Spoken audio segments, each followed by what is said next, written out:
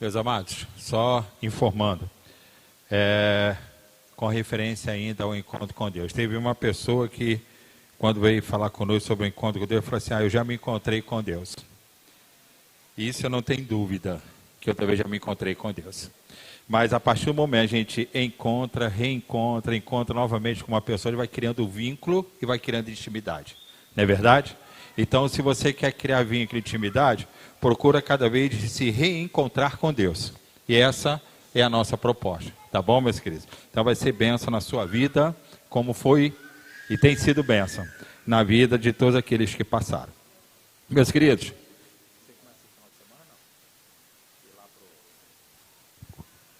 a partir de sexta-feira e nas próximas 4 sexta-feira, só com o intervalo aí, né, do dia 8 e 9 de setembro, mas nas próximas 4 finais de semanas, a nossa irmã Maria Fernanda, ela foi convidada pela União Feminina Missionária Batista Fluminense, para que possa estar levando ali um trabalho, né? Ela vai participar de todos os congressos das mensageiras estaduais, levando uma oficina, que é o trabalho com Libras, não é isso? E ainda também traduzindo toda a programação em Libras ali no Congresso das Mensageiras. Então, a partir de sexta-feira, está indo todo final de semana ali para o sítio Rio Bonito, onde cada final de semana vai ter um grupo de mensageiras do estado diferente participando desse acampamento. E nós queremos orar, né? Para a nossa irmã Maria Fernanda, queremos convidá-la aqui na frente, para que possamos orar, colocar a vida dela diante do altar do Senhor, nessa missão que ela recebeu. Ela chegou na segunda-feira de uma outra missão, né? Vila Minha Pátria, ela vai ter a oportunidade depois de falar também, entendeu? Mas convidá-la para vir até aqui na frente. Ela vai ter a oportunidade de falar, dar um testemunho completo sobre o que foi essa semana ali no Vila Minha Pátria. Mas a partir da próxima sexta-feira, ela estará com esse compromisso ali conjunto ao acampamento das mensageiras de Deus. Vamos orar? Senhor Deus, aqui está a tua serva, que foi convocada por ti para mais esta missão. E te pedimos sabedoria, discernimento do Espírito Santo e a unção que vem do alto, para que ela possa envolver de acordo, Senhor Deus, com a capacitação que vem de ti. Que cada uma menina que vai participar desse acampamento possam, Senhor Deus, serem abençoadas por ti e possam serem conduzidas pela ação do Espírito Santo. Cubra com teu manto de poder e obrigado pela instrumentalidade da tua serva. Nós oramos e agradecemos no nome de Jesus. Amém e amém.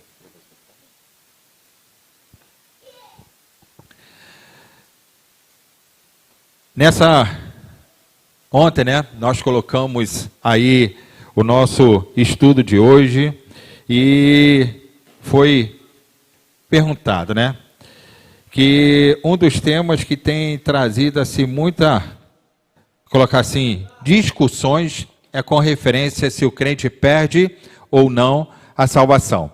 E diante dessa discussão, a base que sempre se coloca é Hebreus capítulo 6, do verso 4 ao verso 8. E a pergunta que a gente faz, será que o crente realmente perde a salvação? Será que Hebreus capítulo 6, do verso 4 ao verso 8, vem falar sobre isso, sobre o fato de perdermos ou não a salvação? É o que nós queremos pensar um pouquinho nisso, né? Eu não sei se tem como colocar aí antes, só a enquete que foi feita e o resultado da enquete. Tem condição de colocar? Então quando tiver pronto, vai. Pode deixar a máscara aí do estudo, aí me fala sobre a enquete se estiver pronto. Nós queremos, né, meus queridos, pensar um pouquinho.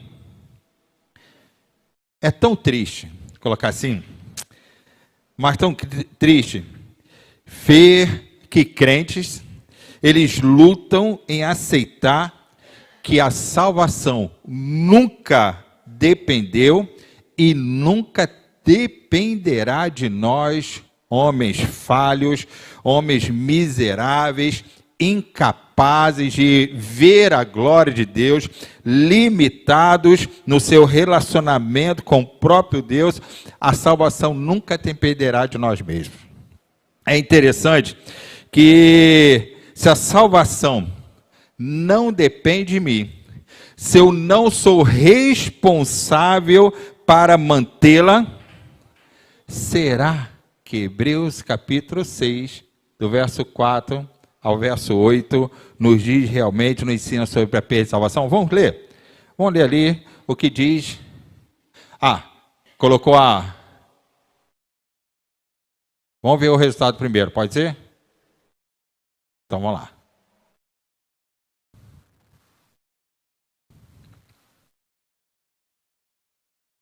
Não sei quantos aqui votaram, né?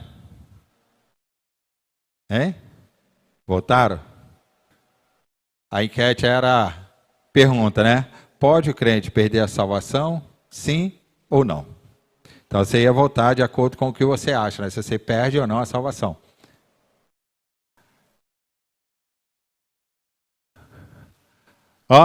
De acordo com a enquete, né? Nós temos aí 35% de pessoas falando que sim, o crente perde a salvação, e 65% falando que não perde a salvação. Vamos fazer aqui, ou seja, a cada 10 pessoas, né? Colocar assim, quase 4 dizem que perde, e um pouquinho mais de 6 pessoas dizem que não perde. Vamos ver aqui rapidamente. Quantos aqui acham que o crente perde a salvação? Levante a mão. Que perde a salvação, levante a mão. Que perde a salvação. Pode baixar. E quantos acham que não perde a salvação?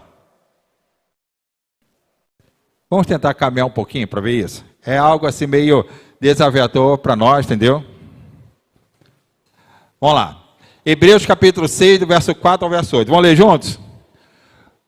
Porque é impossível que os que já uma vez foram iluminados e provaram o dom celestial e se fizeram participantes do Espírito Santo e provaram a boa palavra de Deus e as virtudes dos séculos futuros e recaíram, sejam outra vez renovados para arrependimento. Pois assim, quanto a eles, de novo crucificaram o Filho de Deus e o expõe ao vitupério.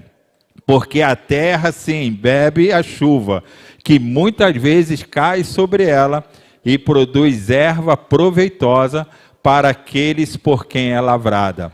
Recebe a bênção de Deus, mas a que produz espinhos e abrolhos é reprovada e perto está da maldição. O seu fim é ser queimada. Senhor Deus, a tua palavra foi lida. Que ela, Senhor Deus, venha ao encontro de nossos corações. Que teu Espírito Santo venha interpretá-la em cada uma mente, em cada um coração aqui nessa noite. Por isso, nos use, Senhor Deus, somente como canoas em tuas mãos. Nada mais que isso.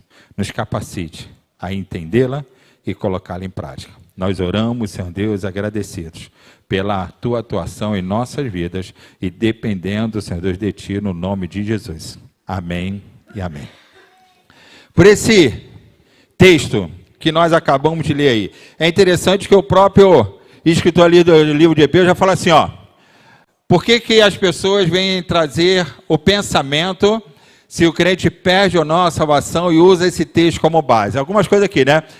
Os que já foram uma vez iluminados, provaram o dom celestial, fizeram participação do Espírito Santo, participando do Espírito Santo, provaram a boa palavra de Deus, e as virtudes dos séculos futuros recaíram. Ou algumas Bíblias vão colocar caíram de novo, outras vai colocar somente caíram. Meus queridos, talvez você esteja pensando, mas é claro que você pode perder a salvação de acordo com esse texto.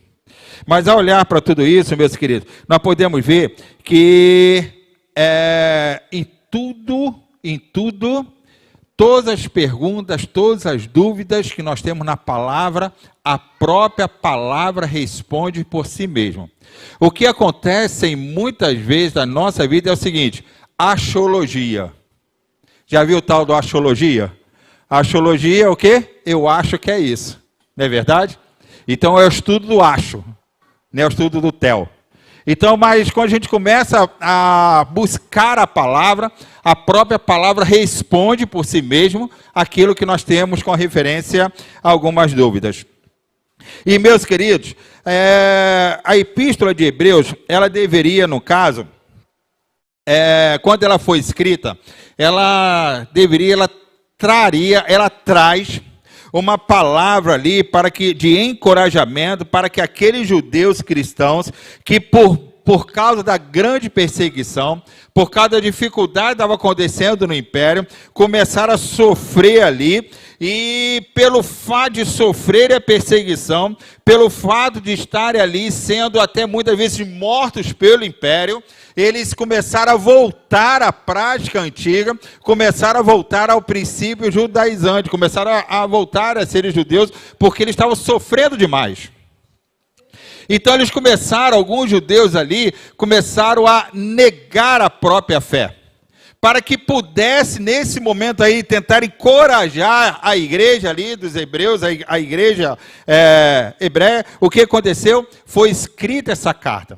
Essa carta que a Bíblia não fala o autor, mas é interessante, meus queridos, que essa carta foi para que eles foram uma orientação, para que eles pudessem permanecer firmes, não desistirem de Cristo, pois Ele é superior em todos os aspectos possíveis e imagináveis dentro da própria religião judaica.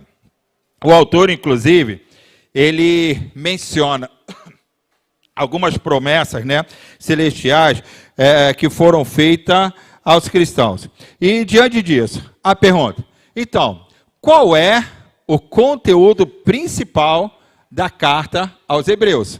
Nós precisamos entender o contexto para que possamos chegar até o texto. E para que possamos entender o contexto, nós precisamos ali saber qual é, o conteúdo principal da carta aos Hebreus. Meus queridos, o conteúdo ali Jesus é superior a todos os aspectos presentes ao judaísmo. Mesmo que as pessoas estivessem voltando, Hebreus está falando assim, o judaísmo existe, a religião judaica existe, mas Jesus é muito superior a tudo isso que o judaísmo apresenta. Também, que até no capítulo 6, nós descobrimos que Jesus é superior até mesmo aos profetas, e aos anjos, e até mesmo ao próprio Moisés. Porque Hebreus vai nos apresentar que ele é sacerdote segundo a ordem de quê? Melquisedeque. Então ele é superior ao próprio Moisés, e Moisés era, colocar assim, entre aspas, desculpa falar, o todo-poderoso para o povo judeu. Tanto que no Monte da Transfiguração, quem aparece? Moisés porque era considerado, colocar assim, para os judeus, é o bam da história dos judeus. Então ali, o que Hebreus apresenta? Que Jesus é superior até o próprio Moisés, em que os judeus eles defendiam unhas e dentes. Também, no capítulo 5, o autor mostra que Jesus ele é superior, além do próprio Moisés, é superior àqueles que comandavam a religião, que era o sumo sacerdote. O sumo sacerdote, ele tinha a posição de rei dentro de Israel. Por quê? Porque tudo que acontecia tinha que ir até o sumo sacerdote, até para que pudesse autorizar viver em comunidade, quem autorizava era o sumo sacerdote. Então, se alguém ficasse doente, o sumo sacerdote que autorizava, não, você já foi sarado, você pode voltar à vida social. Não foi isso que aconteceu com os 10 leprosos? Não foram isso? Vai lá, Jesus mandou curar, Jesus curou, e depois você vai lá e se apresenta a quem? Ao sacerdote. Então o sumo sacerdote tinha o poder de decisão da própria vida da sociedade. E o Hebreu vai apresentar que ele é superior ao próprio sumo sacerdote. No entanto, os hebreus não entendiam que no caso isto ou menos, colocar assim, ele não entendia ou de repente recusava a entender, que Jesus Cristo, além de ser o próprio Deus encarnado, se tornaria o sumo sacerdote eterno e que se oferecia como próprio sacrifício perfeito, a fim de expiar o pecado de cada um que estava ali diante disso.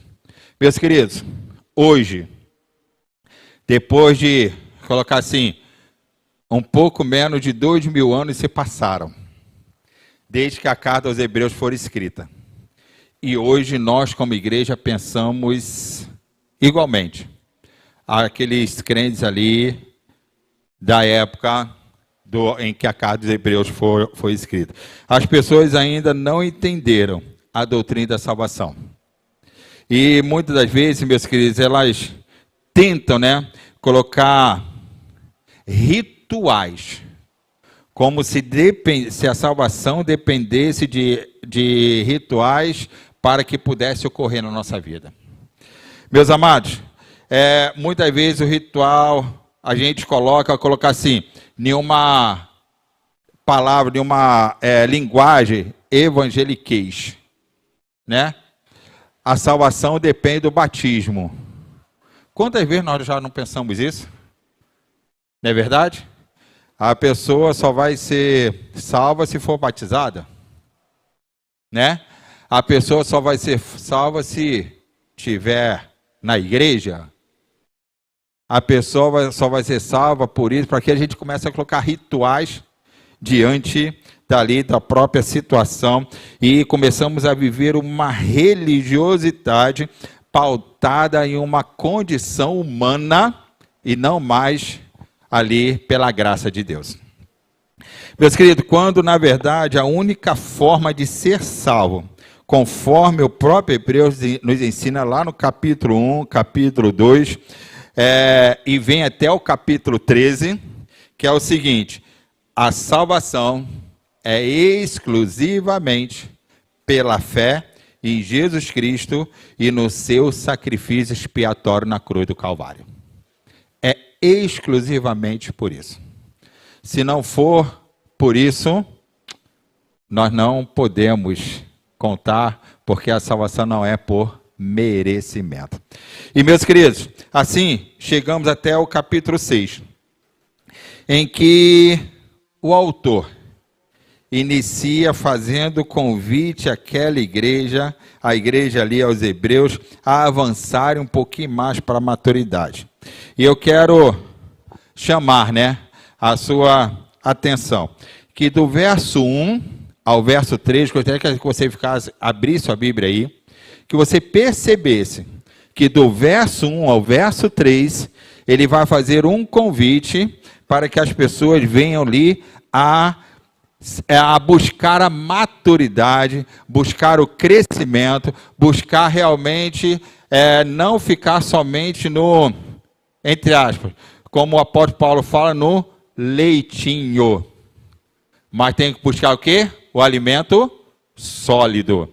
E é isso que ele vai apresentar a partir do verso número 4, seu Isaías? É isso que ele vai apresentar. Então, diante disso, ele começa a trazer a importância de nós vivermos e buscarmos nosso crescimento. Meus queridos, como aqui nós podemos ver nesse próprio capítulo 6, por quase, colocar assim, se o livro aos Hebreus foi escrito mais ou menos pela época, no ano 60, 65, então vamos colocar aí que quase 30 anos depois da morte de Cristo, morte e ressurreição de Cristo, então colocar assim, por quase 30 anos, eles ainda estavam confusos sobre coisas básicas do cristianismo. Como eles entenderiam como eles entenderiam a salvação, como ele teria perda da salvação, se eles nem sequer entenderam ainda a salvação propriamente dita? Como? Como que a igreja, os hebreus o povo ali, o cristianismo hebreu poderia entender a perda da salvação, se não sabia nem o que era salvação ainda? Então, diante disso, já ia falar besteira, que o escritor do livro de Hebreus, apresenta o quê? Começa a apresentar uma coisa sólida, para que eles possam realmente aprender o que seria o cristianismo. E aí, meus queridos, quando a gente vê esse texto, capítulo 6, lendo até o verso de número 3, já podemos afirmar que Hebreus 6 não tratará de uma possível perda da salvação, do verso 1 ao verso 3. Vamos ler, eu sei que não está aí, mas coloca do verso 1 ao verso 3 aí, muda aí para mim, por favor, Hebreus capítulo 6, do verso 1 ao verso 3, só para a gente poder ver que ali no início, no prólogo do capítulo 6, a gente já vai perceber que não vai tratar sobre perda da salvação. Vamos lá. Portanto, deixemos ensinos elementares, ou seja, os ensinos básicos, aqueles leitinhos, deixamos de lado. E a respeito de Cristo, e avancemos para a maturidade, sem lançar novamente fundamento de arrependimento e atos que conduzem à morte da fé em Deus. Da instrução a respeito de batismo, da imposição de mãos, da ressurreição dos mortos e do juízo eterno. E vem o verso número 3, assim faremos, se Deus o permitir. O que o apóstolo Paulo, o que o escritor do livro de Hebreus está falando? Perdão, meus queridos. O que o escritor do livro de Hebreus está falando? Meus queridos, olha só, a gente tem que deixar essas coisas básicas do cristianismo e precisamos avançar um pouquinho mais para algo mais sólido, para algo que não vai dar mais crescimento, algo que vai nos apresentar algo um pouquinho melhor. E esse nível do Hebreus capítulo 6, a gente vai trabalhar com ele até um pouquinho depois. Água para mim. Um pouquinho depois. Mas eu quero falar o seguinte, meus queridos, que ali para que a gente possa entender do capítulo 6, do verso 4 ao verso 8, eu quero dar um pulinho lá na frente um pouquinho, para que possamos entender um pouquinho esse contexto. Primeiro, o autor inicia o verso número 9 dizendo o seguinte: quanto a vós outros, todavia, ó amados, estamos persuadidos das coisas que são melhores e pertencentes à salvação, ainda que falamos dessa maneira. Ao olhar para esse contexto aí, ao olhar para o verso número 9, ele já começa falando assim, ó, quanto a vós outros. Se ele está falando quanto a vós outros, ele está se relacionando do verso 4 ao verso 8 a essas mesmas pessoas. Então ali ele está falando o quê? Agora para outras pessoas. Está entendendo o contexto? Olha só, eu estou falando assim, ó, porque começa a falar no texto que nós lemos, aí fala assim, ó, esses que estão ali, aconteceu isso. Agora, quanto a vós outros, quanto a vocês que estão aqui, ou seja, a mensagem que ele está apresentando agora é para um outro grupo de pessoas diferente do verso 4 ao verso 8. Deu para compreender? Quanto a vós outros. Ou seja, meus queridos, quando nós começamos a perceber isso aí, nós começamos a ver que do verso 10 em diante, esses... Obrigado. Frisa não. Obrigado.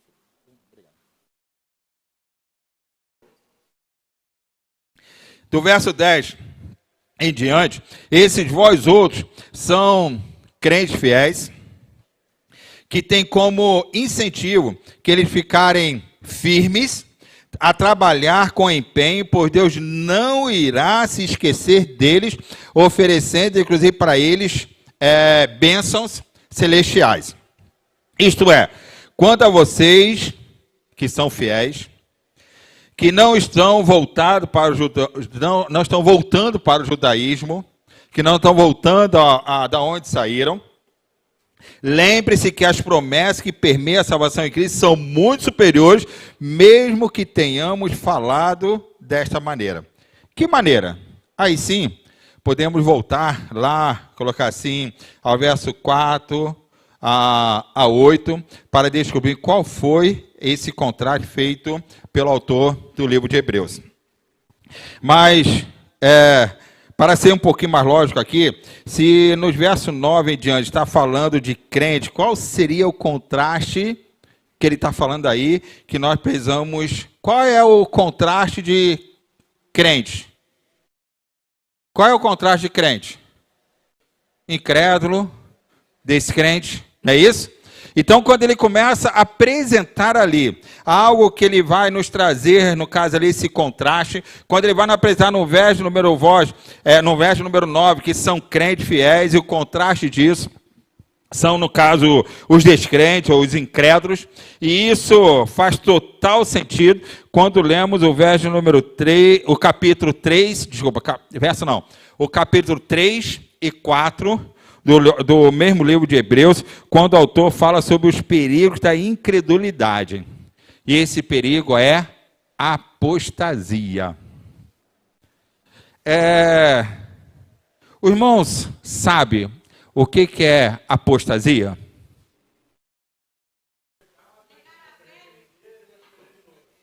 Ou seja, negar a fé, abandonar a fé. Não é isso? Um apóstata é aquele que abandonou a fé.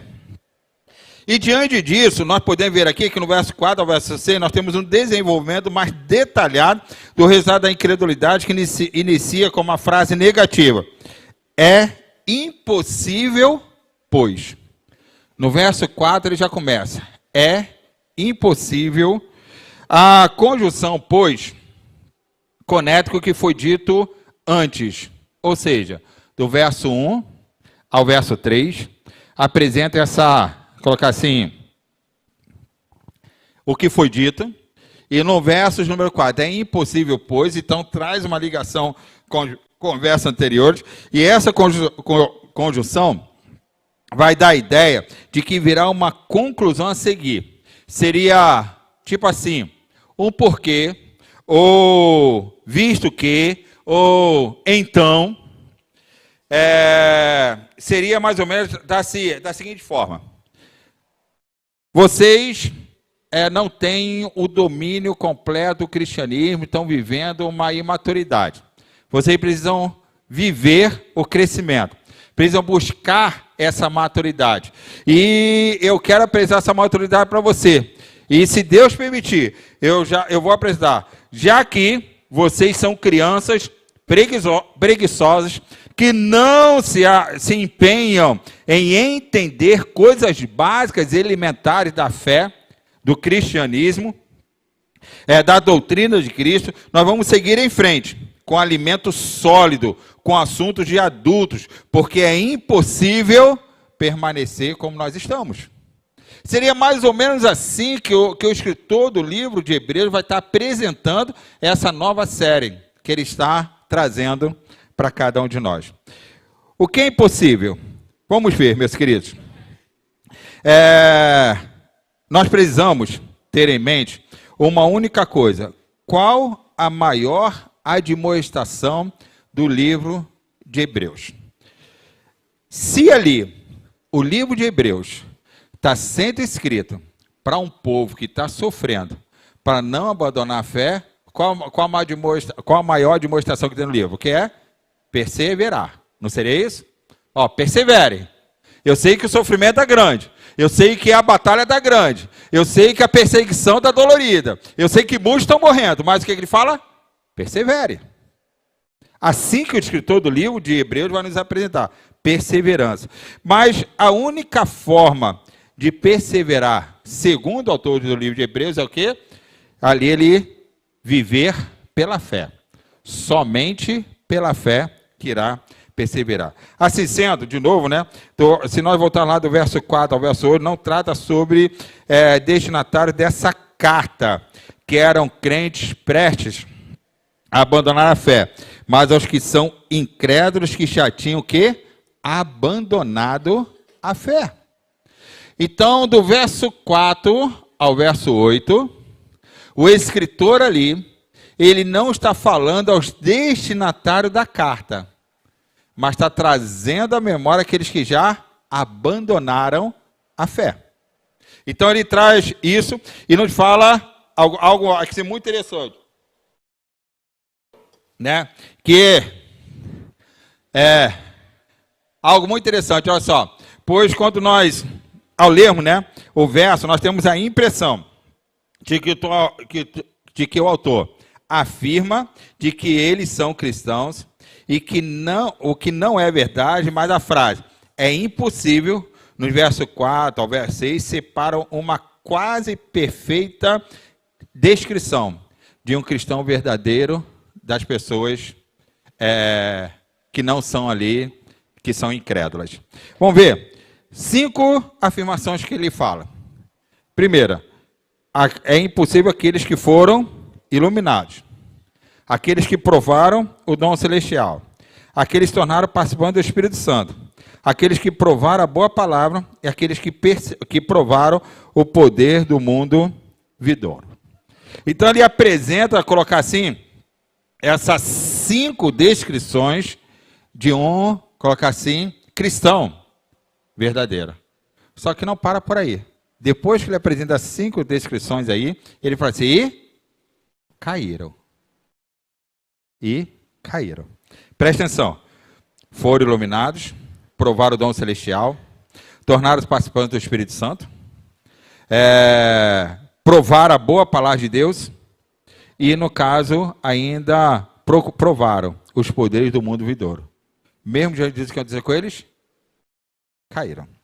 Meus queridos, de acordo com as 5 primeiras condições, nós podemos dizer que o autor está tratando de um crente verdadeiro.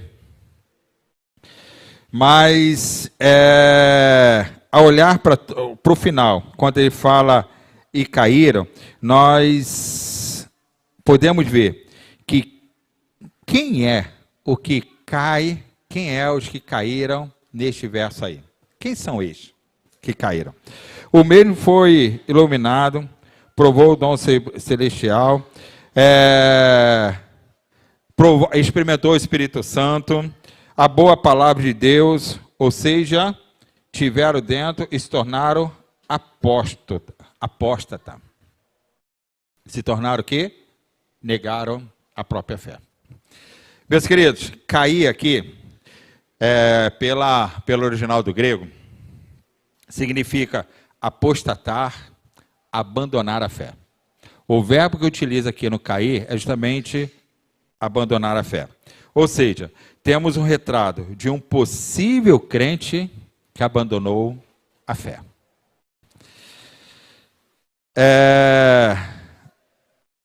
Quando nós vemos esse relato, nós pensamos até aí que está falando de pessoas que experimentaram até o Espírito Santo. Quando a gente fala experimentar o Espírito Santo, que o Espírito Santo habitou nele, não é verdade? Se o Espírito Santo habitou nele, ele foi salvo, e depois que abandonou a fé. Será que é disso que está falando? Meus queridos, quando eu começo a ver isso aí, nós temos o relato de um possível crente que cometeu o pecado a tal ponto de não mais ser possível restaurá-lo diante de Deus. E ao olhar somente para este versículo, ao olhar somente para esse contexto, eu poderia trazer o seguinte: o pecado me leva a perder a salvação. É ou não é? Quando eu olho exclusivamente para esse versículo, eu vou falar o quê? O pecado me leva a estar longe da salvação. Mas presta atenção, meus queridos. O autor fala sobre apostatar da fé. Não está falando sobre cair em pecado.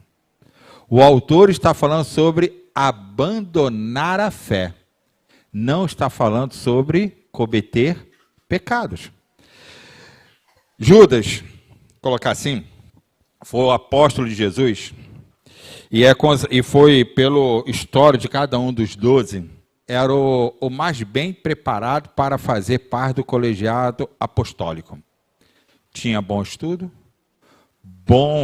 fluência entre as lideranças da época, era um homem que falava bem, tinha uma boa condição administrativa, entre aspas, tanto que ele era o tesoureiro do grupo apostólico.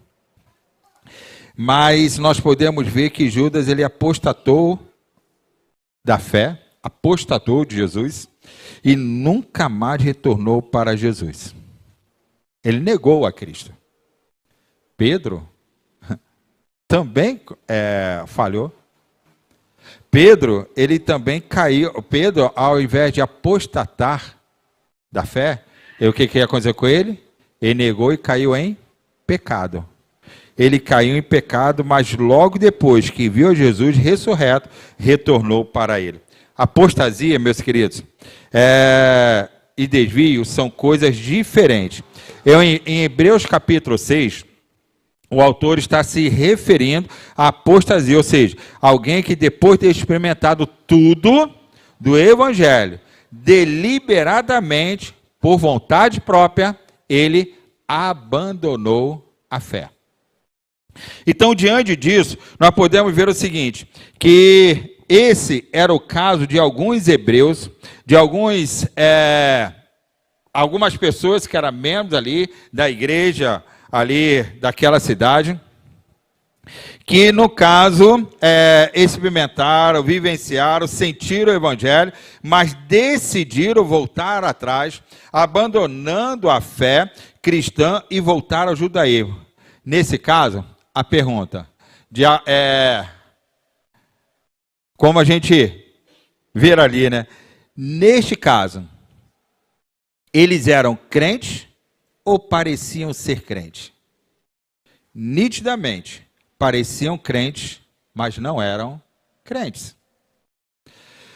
Meus irmãos, o que o autor está dizendo, então, é que depois de tudo que a pessoa experimentou, a iluminação, a boa palavra pregada, o Espírito Santo, as promessas, depois de ter tido uma experiência que foi uma experiência incrível, simplesmente ela decidiu abandonar a fé, decidiu voltar, colocar assim, pô, valeu mesmo, isso é demais, hein? Decidiu voltar à sua situação interior.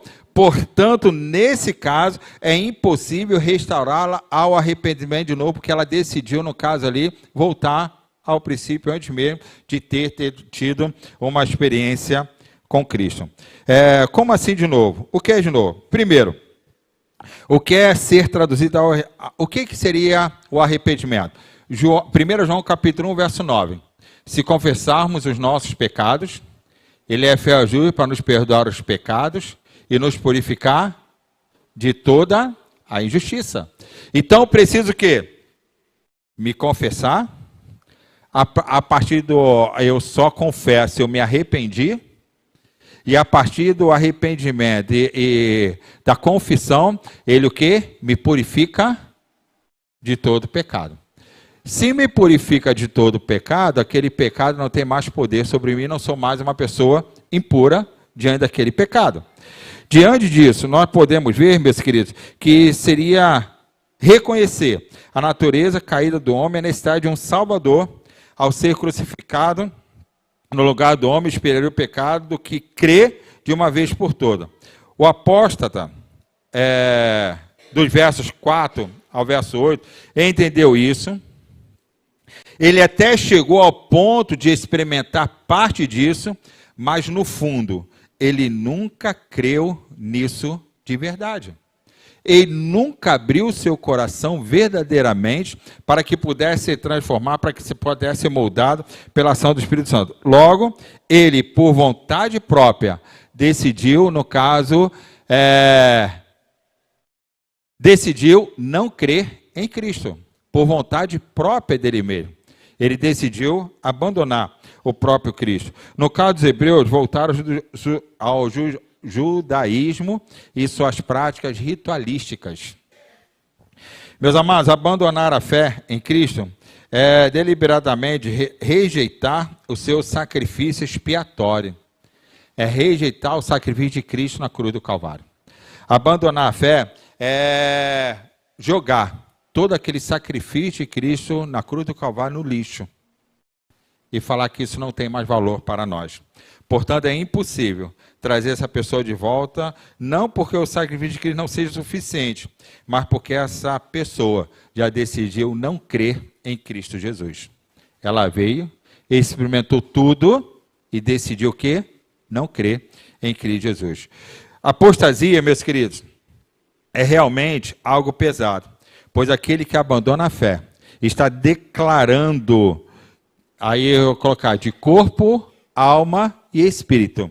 Que Jesus deve ser eliminado e essas pessoas que estão se apostatando, elas estão, no caso, voltando à seita judaica que queriam que Jesus fosse eliminado da terra e estavam voltando para a sua seita judaica de tal forma que pudesse levantar Jesus numa cruz e aniquilar todo o trabalho que ele realizou enquanto estava aqui conosco e ele pudesse ser verdadeiramente criminoso. Então, o apóstolo é aquele que havia experimentado o evangelho de Cristo, mas que decide não seguir, voltando ao ponto anterior. E novamente, colocar assim, de uma forma metafórica, ele crucifica Cristo outra vez, porque ele não aceita ali a regeneração que foi feita na cruz do Calvário. Podemos, meus queridos, dessa forma, entender o seguinte, meus queridos, essas pessoas que Hebreus capítulo 6, do verso 4 ao verso 8, que o escritor se relaciona, são pessoas que nunca foram salvas de verdade. Essas pessoas nunca creram no evangelho de verdade. Essas pessoas nunca quiseram relacionamento com Cristo de verdade. Essas pessoas só queriam os benefícios que Jesus oferecia, mas não queria ali. Como a gente diz numa linguagem popular, só queria o bônus, mas não queria o ônus. Não é verdade? Só queria os benefícios, o próprio Cristo, mas não queria seguir, não queria ter Cristo como Senhor. Não queria ter um relacionamento verdadeiramente com Cristo. Uma pessoa que entende o evangelho de verdade, entende que o relacionamento de Jesus oferece, colocar assim, algo tão perfeito, é tão profundo, que nada pode separar o homem de Deus. Vamos ver lá, Romanos capítulo 8, a partir do verso 32, 33, até o verso número 36. Vamos lá. Romanos capítulo 8, verso 32 até o verso número 36. O que diz aí? Vamos lá. Aquele que nem mesmo é seu próprio filho poupou. Antes, ou seja, o próprio Deus que não poupou o seu filho, entregou ele por quê? Por todos nós. Vamos lá. O que ele fala? Assim como Cristo herdou e está na vida eterna, como que nos dará também com ele também todas as coisas? Que? A vida eterna. Continua. Olha só, o pecado, quem tentará o quê? A acusação contra os escolhidos de Deus. E continua. A partir do momento que nós aceitamos a Cristo, nós somos o quê? Justificados por Cristo a Deus. Então é Deus quem o justifica. Vamos lá.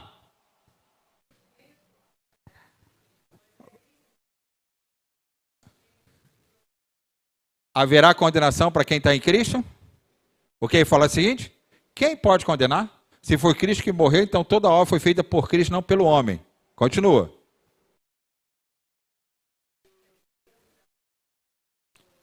Além de sofrer tudo que nós passamos, ele é capaz, como sabe o nosso sofrimento, vai ser ele que intercede por nós. Está lá, ó. Tanto que a gente leu, há um só mediador entre Deus e os homens, Jesus Cristo, homem. Nós lemos isso hoje. Continua. Olha que coisa maravilhosa. Quem? A pergunta. Quem nos separará do amor de Deus? Ele começa a fazer algo que o homem pode tocar. Vamos lá. Olha só. Você tem tribulação? Vai lá. A angústia? Você tem tristeza? Mas o quê? Perseguição? Assim como os hebreus, muitas vezes nós somos perseguidos também. Continua. Fome, nudez, perigo, espada. Será que alguma coisa dessas pode nos separar do amor de Cristo? E aí vão lá, Mas ele fala no verso número 37, mas em todas as coisas nós somos mais que vencedores. Ou seja, tudo que cabe, tudo que nós podemos passar fisicamente, até aí falou das coisas físicas que nós podemos enfrentar, ele fala que nós somos mais do que vencedores. Aí vem o verso número 38. Vamos lá, o verso número 38. Ó, aí começa algo que nós não podemos controlar. Até ali, a parte física, isso acontece conosco. Mas no verso número 38, coloca algo tão profundo que nós não podemos controlar. Porque o quê? Que nem a morte, nem a vida, nem os anjos, nem as potestades, nem a altura, nem a profundidade. Mas o quê? Nem nenhuma outra criatura nos poderá o quê? Separar do amor de Deus. Meus queridos, se nada fisicamente e nada espiritualmente falando pode nos separar do amor de Deus, pode nós perdermos a salvação? Se nada pode nos separar, vamos continuar? Quando começa a ver isso, essas coisas que nós começamos a ver aí, nós podemos ver que o nosso Senhor Jesus Cristo sacrificou de uma vez por todos, e esse sacrifício é perfeito e eterno. Logo, quando eu entendi o Evangelho, eu fui colocar diante de uma escolha, no qual há somente duas opções: crer ou não crer. Não existe meio termo. Crer ou não crer. Diante dessas duas, colocar assim, opções que eu tenho, né? Eu sou impelido pela fé em crer, aceitando o sacrifício substitutivo de Cristo como suficiente para me salvar. Olha o que de verso número 10, né? Ou capítulo 10, do verso 11 ao verso 14. Ora, todo sacerdote se apresenta, dia após dia, a exercer o serviço sagrado e a oferecer muitas vezes o mesmo sacrifício, que nunca jamais pode remover pecados. Ou seja, os sacerdotes se apresentam diariamente diante de Deus para que possam oferecer o mesmo sacrifício, mas que esse sacrifício não pode remover pecados. Esse sacrifício aqui apontava para o sacrifício eterno e o sacrifício imolado, que era a cruz do Calvário. Jesus, porém, tendo oferecido para sempre o único sacrifício pelos pecados, assentou-se à destra de Deus, aguardando aí em diante até que os seus inimigos sejam postos por estrado de seus pés, porque com uma única oferta aperfeiçoou para sempre quantos estão sendo crucificados. Santificados. Meus queridos, sabe o que eu acho mais interessante nesse texto? Sabe o que é mais interessante nessa passagem? O que eu acho mais lindo nessa passagem é porque ela não acaba aqui quando fala que estão sendo santificados. O texto não para por aí. Quando eu começo a ver do verso 15 em diante, olha só que interessante. E dito nos dá testemunho também o Espírito Santo, porquanto após ter dito, esta é a aliança que farei com eles depois daqueles dias, diz o Senhor.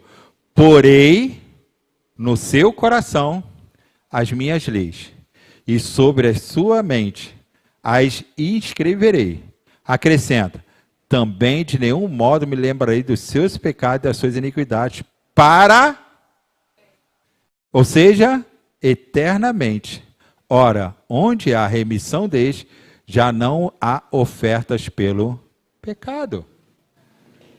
O que o próprio autor do livro de Hebreus está falando no capítulo 10? Que quando ali Jesus Cristo, nos casos, ele coloca no nosso coração a lei dele, e a nossa mente ele escreve a vontade dele, o que acontece? Nenhum outro modo ele lembrará dos nossos pecados. Isaías vai falar que ele pega o nosso pecado e lança o quê? Nas profundezas do mar. E o que ele fala? Que já não há mais ofertas, porque esse sacrifício foi feito de forma eterna. Meus amados, diante desse texto, Jesus se oferece como sacrifício perfeito. Envia seu Espírito Santo para habitar no cristão, que creu na morte substitutiva de Jesus. Coloca as suas leis no coração e na mente do crente, perdoando assim os seus pecados. E eu te falo, será que quando Cristo fizer isso no coração de uma pessoa, essa pessoa será capaz de apostatar da fé? Sabe o que eu olho? Meus queridos, eu olho nossos irmãos em Cristo, que estão lá no Oriente Médio, que muitas das vezes, semana eu vi um vídeo que eu recebi, e esse vídeo aconteceu agora, que eles queimaram mais uma igreja, tacaram fogo numa igreja subterrânea que tinha, acharam essa igreja, de uma pessoa foi denunciado por um crente, colocar assim entre aspas, que estava no meio deles. Acharam que essa pessoa era crente, denunciou onde ficava a igreja, e naquele momento ali, aquela igreja foi invadida, queimaram a igreja, queimaram tudo que tinha dentro daquela igreja, pegaram ali os homens daquela igreja, colocaram em carreirinha e atiraram na nuca de cada um. Mas sabe o que eles precisavam fazer para que pudesse salvar disso? Só falar assim, eu nego a Jesus Cristo. Era só de falar isso, que eles estariam livres das suas mulheres serem estupradas, das suas mulheres serem levadas cativas como escravas sexuais, estavam livres de morrer. Era só falar assim, ó, eu nego a Jesus. Sabe por que eles não negaram? Porque simplesmente não apostataram da fé. Diante disso, meus queridos, nós podemos ver que a perseguição, tudo que ele está passando ali, quando Jesus ele entra na nossa mente e apresenta realmente o Evangelho, escreve nosso coração o Evangelho, nós podemos ver que essa pessoa nunca vai apostatar da fé. Sabe por quê? Porque quem fez a obra foi o próprio Jesus Cristo e não foi nós. Quem consegue apostatar não é o crente verdadeiro, mas é aquele que parece ser crente, mas nunca se converteu de verdade. Meus amados, nós iremos ver isso de uma forma muito clara na parábola do semeador. O semeador saiu a semear. E é interessante, começa algumas sementes, né? Algumas sementes caíram no meio da estrada. O que aconteceu? Essas sementes nem chegaram a brotar. Vieram os passarinhos e comeram a semente. Outras sementes caíram no meio das pedras. Brotaram? Brotou. Mas brotaram e não tinham o quê? Raiz. Não tinham raiz. O que aconteceu? O primeiro ventinho, o primeiro solzinho, morreu. Aí depois veio, algumas sementes caíram no meio dos espinhos, que são o sofrimento, que são as dificuldades. Os espinhos vieram o quê? E sufocaram essas sementes. E o que aconteceu com elas? Morreu. Mas algumas caíram o quê? Em boa terra. Sabe o que nós entendemos com a parábola do semeador? Que existem pessoas dentro da igreja que não são verdadeiramente crentes, que são rasos, não têm uma experiência com Deus, porque não se converteram ainda. Qualquer sofrimento fica de biquinho e sai da igreja, não é verdade? Qualquer dificuldade consegue sair fora. Meus queridos, são pessoas que nunca tiveram uma experiência real com Cristo. E diante dessas pessoas, nós podemos ver que assim como Judas, preste atenção, eu gosto muito do exemplo de Judas, sabe por quê? Judas não conviveu 3 anos e meio com um homem pecador como eu. Judas não conviveu 3 anos e meio com homem limitado como eu. Judas não conviveu 3 anos e meio com homem que realmente não sabia o que iria fazer, como muitas vezes nós não sabemos que decisão tomar. Mas Judas viveu 3 anos e meio com o próprio Deus, com o próprio Senhor. E não é pelo fato de ele estar com o próprio Senhor que fez ele mudar, no caso, a situação dele. Tanto que na primeira oportunidade ele, meus queridos, nós podemos ver que ali, diante disso, Judas, ele apostatou da fé, ele abandonou a Cristo, ele voltou para seu estágio anterior, e diante disso, ele rejeitou toda a obra de Jesus ali. Para ele, seria impossível ser restaurado novamente, pois ele deliberadamente, por vontade própria, ele decidiu não crer, e ele decidiu odiar a Jesus Cristo e o seu Evangelho. O que isso acontece? Nós podemos ver que, segundo o apóstolo Paulo, lá em 1 Coríntios capítulo 15, Cristo morreu pelos nossos pecados e ressuscitou dentre os mortos. Você está sendo iluminado pelo Evangelho. Você está provando o dom celestial. Você está participando do que o Espírito Santo está fazendo. Você, de repente, está até provando a boa palavra de Deus. Você está até vendo as promessas da vida eterna, promessa do mundo vindouro. Mas o fato de seguir a Cristo e seu Evangelho, ou rejeitar a Cristo e seu Evangelho, é uma decisão sua. É a decisão de cada um de nós. E é por causa disso, meus queridos, que essa decisão irá apontar para o nosso destino eterno.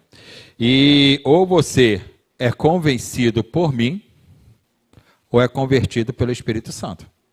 A decisão é de cada um de nós. E diante disso, o que ali, na parábola do semeador, em Lucas capítulo 8, é possível ver que a semente que caiu em um solo bom, resultou de fato, de que os que ouviram de bom e reto coração, retendo a palavra. E reter ali naquele texto significa manter-se firme, agarrar-se, não deixar ir. Ou seja, os que ouviram o Evangelho, o bom e o reto de coração, retiveram a palavra, agarraram-se à palavra, não deixaram ir embora a palavra. Por causa disso, meus queridos, que nós podemos ver que nós, conforme 1 Coríntios capítulo 15, verso 2, se retivermos a palavra, tal como vou-la preguei, o apóstolo Paulo falando, a menos que tenhas crido em vão. Eu quero concluir, meus queridos. Antes de concluir, eu quero só falar assim. Capítulo 6, o verso 7 apresenta 2 coisas. Porque a terra que absorve a chuva, que frequentemente cai sobre ela, produz erva útil, para aqueles com quem é também cultivada, recebe bênção, paz de Deus. Eu falo o seguinte, se eu plantar e chover, aquilo que eu plantei vai o quê? Vai crescer, vai cultivar.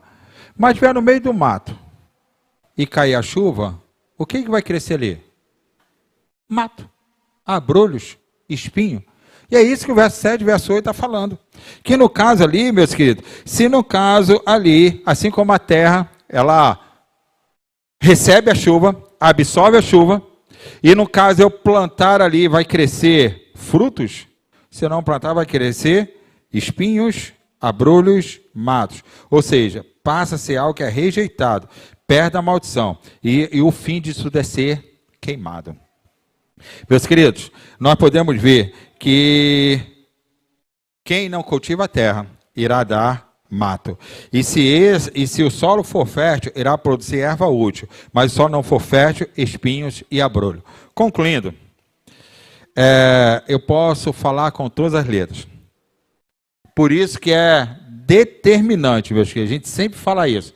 Nós não podemos fazer teologia em cima de um único versículo. O que todas as pessoas defendem que o crente perde salvação, usa esse texto, capítulo 6, do verso 4 ao verso 8, como se fosse isso a lei máxima. Mas Hebreus capítulo 6, ele não trata sobre perda da salvação, mas sim trata sobre a salvação oferecida em Jesus Cristo somente e as promessas eternas feitas daqueles que decidiram experimentar tal presente divino. A Bíblia se interpreta com a própria palavra, como eu falei no início, e nós veremos que Jesus não é como aquelas crianças preguiçosas que não entendem a doutrina da salvação, muito pelo contrário, ele é aquele que oferece algo especial, oferece realmente iluminação, morrer no nosso lugar por cada um de nós. E o que ele diz? Vamos ver algum versículo que ele diz? João 6,37. Todo aquele que o Pai me dá, esse virá a mim. E o que vem a mim, olha só, de modo nenhum o lançarei fora. Se Jesus, todos vierem aí, não vai lançar fora, como é que uma pessoa vai perder a salvação se ninguém é lançado fora? Se vier até ele? Entendeu? Então, se vier até ele, de modo algum, o quê? O lançarei fora. Ele ainda continua falando. 6, verso 40. De fato, a vontade do meu Pai é que todo homem que vir ouvi-lo e nele crer, tenha a vida eterna. E eu restarei no último dia. Ou seja, que todo o homem que vir o Filho e nele crer. Tem o quê? A vida eterna. Então, se eu não tenho a vida eterna, é por quê? Porque eu não criei. Nítido e claro. E ainda, 6, verso 47. Em verdade vos digo, quem crê em mim tem a vida eterna. Quem crê em mim tem a vida eterna. Então não tem como negar. E mais ainda, eu quero até, falar o seguinte. Contudo, há descrente entre vós. Próprio Jesus falando, João capítulo 6, verso 64. Há descrentes entre vós, pois Jesus sabia desde o princípio quais eram os que não criam e quem o havia de trair. Se o próprio Jesus está falando, em João capítulo 6, verso 64, que é o quê? Descrente entre nós, então nós podemos ver que ainda tem pessoas no nosso meio que ainda não o quê? Aceitaram a Cristo. Não aceitaram Jesus como único e suficiente Salvador. Eu só quero, se de repente você não entendeu ainda pela própria palavra de Jesus, eu quero lhe perguntar o seguinte. Jesus, ele é onisciente. Você confirma isso? O que é onisciência? Sabe de tudo.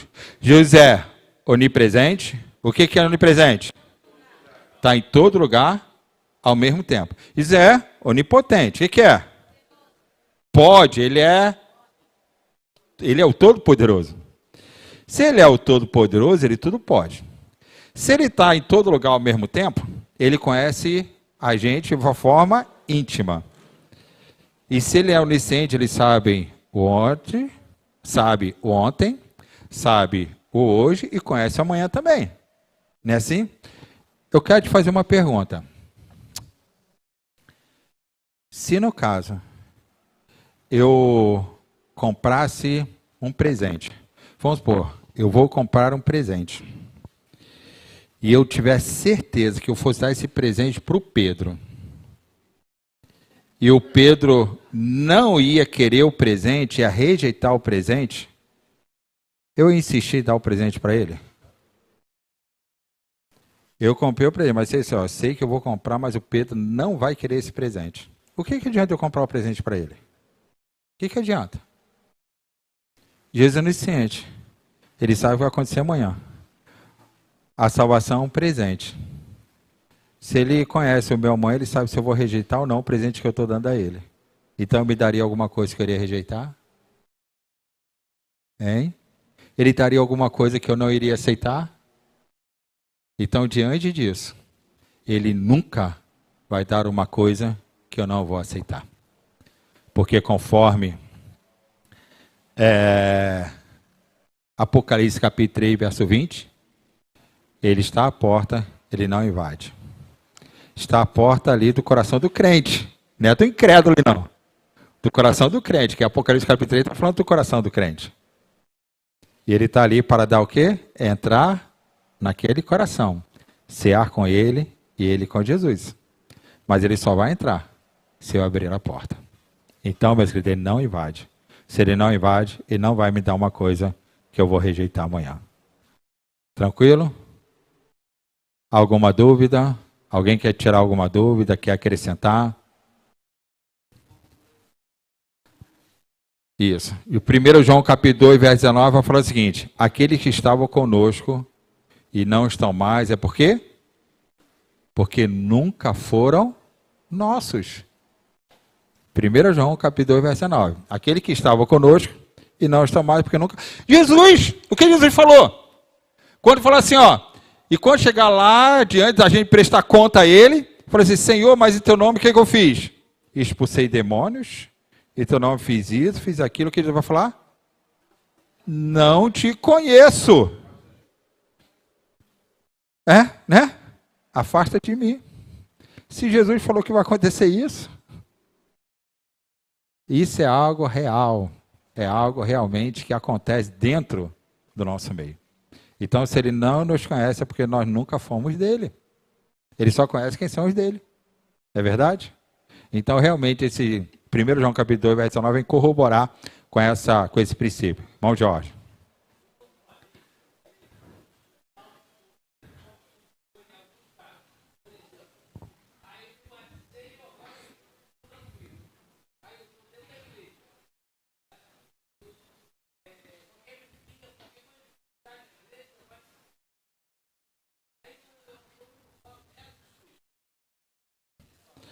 Mas aí que está, o batismo não é sinônimo de a pessoa ter uma experiência pessoal com Cristo. Eu estava conversando com um irmão, não vou falar o nome dele, até porque ele é membro da igreja, ele se converteu aqui na igreja. Mas ele se converteu e num bate-papo reto com ele, falou assim, pastor, eu quero ser batizado. Amém. Aí sentei com ele e fui conversar com ele, mas eu quero dizer assim, já fui batizado. Assim, peraí, cara. Já foi batizado, como é que você quer ser batizado de novo? Há um só batismo, um só Senhor? Aí ele falou assim, não, pastor, sabe o que é? Quando eu fui batizado, eu tinha 14 anos. Eu fui para a igreja por causa de uma namoradinha. E essa namoradinha me levou para a igreja. Mas ela falou que só namoraria comigo se eu fosse batizado. Eu me batizei. No dia do meu batismo, estava lá o jogo do Flamengo. Se você me perguntar, nem sei o que o pastor falou, porque eu queria acabar aquilo correndo para chegar em casa para ver o jogo do Flamengo. Tinha que ser, né? Tinha que ser, mas tá bom. Assim ele falou, então, o que aconteceu? Eu falei, pastor, eu não me sinto que naquele momento ali eu tive uma experiência pessoal com Cristo. Agora eu tenho. Então, não, isso.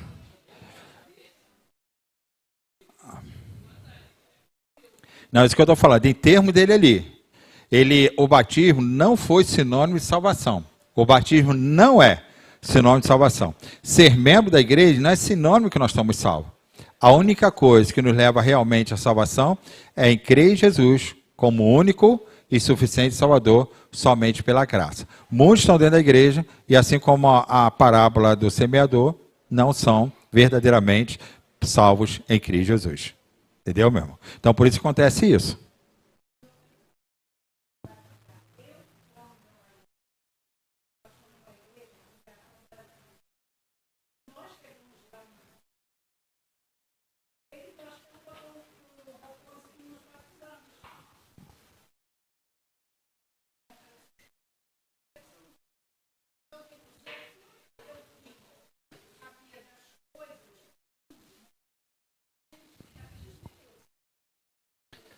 Aham.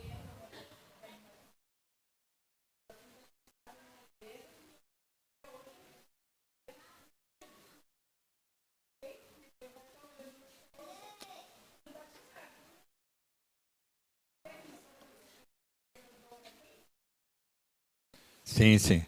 Ou seja, ali só foi mais ou menos um momento ali que passou. Não foi uma decisão que foi tomada. Entendeu? Aham. Verdade. Mais alguém, meus irmãos? Fala, meu querido.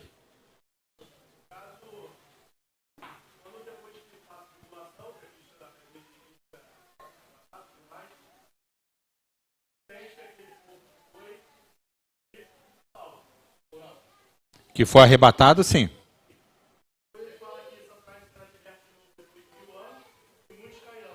Sim. Aí você está falando algo que vai acontecer, no caso, pós os 1000 anos. Entendeu? Em termos ali, já até estudamos isso no Apocalipse também. O que acontece ali? Que, diante da situação, da própria experiência pessoal daquelas pessoas que foram, alguns até buscarão a morte, e a morte não vai estar mais no mundo.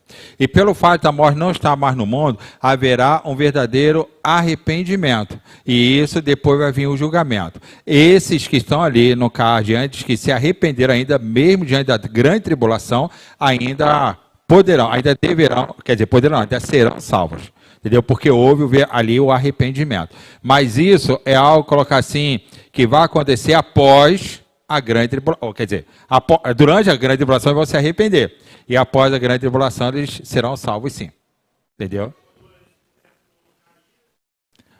Não, aí no caso não está falando com a referência a esses que caíram conforme Hebreus capítulo 6, verso 4 está falando.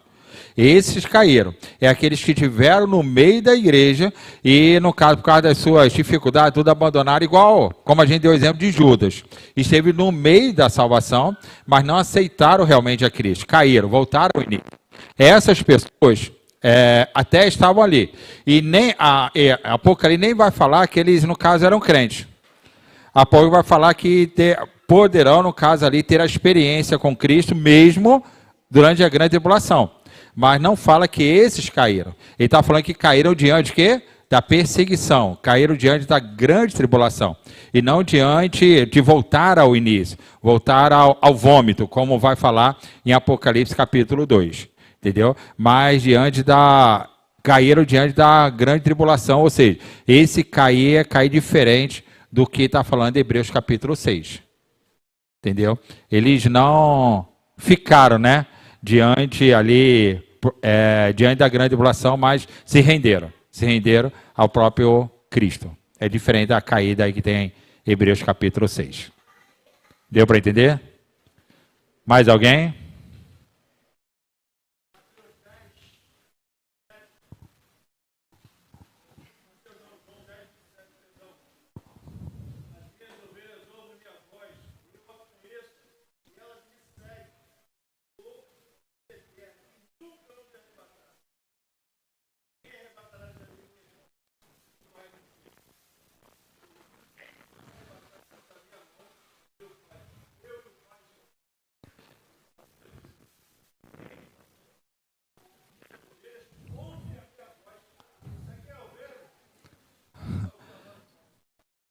Para quem está na rede social, irmão Wellington está trazendo João 10, 27, que está falando justamente com a referência às ovelhas, que são ovelhas de Cristo. Ninguém pode arrebatar, ninguém pode tirar essas ovelhas das mãos de Cristo. Tranquilo? Perfeito, muito bem colocado também. Tá bom, meus queridos? Mais alguém? Não havendo, nós vamos encerrar. Nós queremos encerrar na próxima semana. Nós iremos só concluir esse texto sobre salvação. Então, ainda tem algumas coisas a serem concluídas, sabe? Sobre se o crente perde ou não a salvação. E a gente vai concluir esse estudo na próxima semana. Tá bom, meus queridos? Então, não perca as cenas do próximo capítulo. Tá bom, meus irmãos? Tá certo? Então, estaremos trabalhando aí na próxima semana com referência a isso. Vamos orar? Vamos agradecer a Deus. Anote suas dúvidas, traga as suas dúvidas. E, novamente, eu falo, os irmãos, quem tem dúvida sobre algum texto, pode mandar para o meu zap aí, tá bom? Que a gente vai tentar trabalhar esse texto. Depois de trabalharmos a salvação, a nossa, colocar assim, o nosso desafio é trabalhar sobre o Espírito Santo. Tá bom? Batismo do Espírito Santo, a atuação do Espírito Santo, dúvida também que foi colocada diante de nós, tá bom, meus queridos? Então, coloque suas dúvidas e trago também. Vamos orar? Senhor Deus, obrigado pela tua palavra, porque ela é viva e eficaz e vai dar divisão entre alma e espírito. Obrigado porque a cada dia nós podemos nos alimentar daquilo que o Senhor tem nos dado. E a tua palavra cada dia vem responder às nossas dúvidas e vem consolidar a cada momento, Senhor Deus, aquilo que o Senhor quer nos apresentar, aquilo que o Senhor quer realmente nos mostrar e nos ensinar. Capacita-nos, Senhor Deus, a entender a tua palavra. Que teu Espírito Santo a cada dia venha interpretar em nossos corações. Nos abençoe, nos dê, Senhor Deus, o final de semana abençoado por ti e que possamos retornar para o nosso lar guardado e amparados por ti, nada de mal venha nos acontecer. Nos abençoe e nos dê a tua direção. Nós oramos, agradecendo em nome de Jesus. Amém e amém. Coração silencioso, estamos encerrando o nosso culto nessa noite.